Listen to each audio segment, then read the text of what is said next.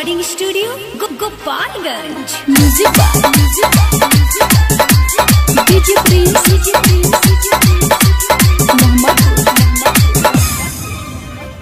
कहेलू बाबा अब होई का होई मानी लो बात तारा होई का होई।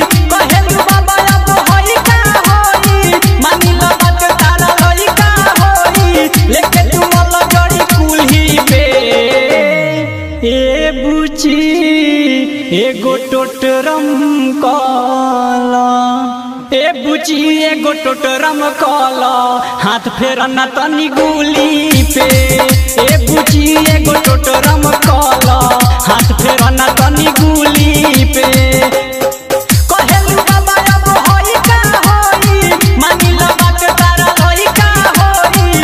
कहेलू बाबा अब होई का होई मानी लो बात तारा होई का होई। लेके तू मल जड़ी कुल्ही पे ए बुची एगो टोटरम काला ए बुची एगो टोटरम काला हाथ फेरना तनी गुली पे। ए बुची एगो टोटरम काला हाथ फेरना तनी गुली पे।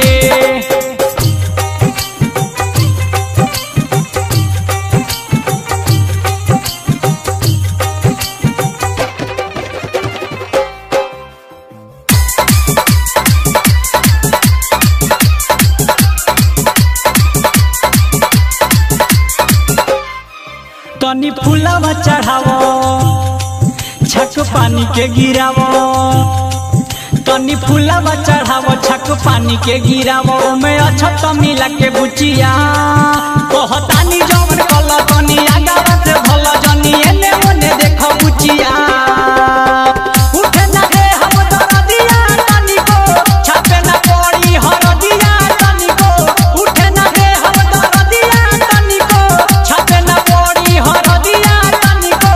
लेके टूटी करे नुरमुली पे ए बुची एगो टोटरम काला ए बुची एगो टोटरम काला हाथ फेरना तनी गुली पे।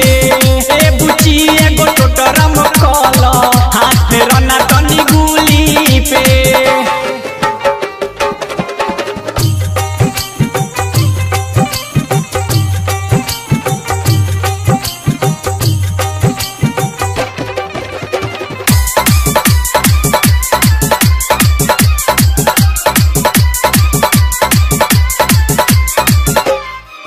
तनी घुंघटा हटावो बात बाटे का बतावो। तनी घुंघटा हटावो बात बाटे का बतावो। दूर होई परेशानी बुचिया आवो देह कर टाइट हम नापी तोहर हाइट। चलो सुध कोई जाओ कुटिया। राइटर हरे राम सोनू भी आई है एसपी संदीप हाथ घंटी बजाई है।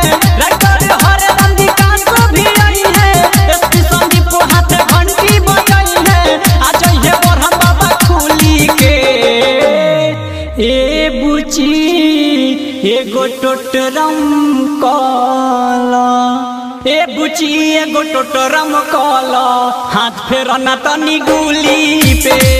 ए बुची एगो टोटरम काला हाथ फेरना तनी गुली पे।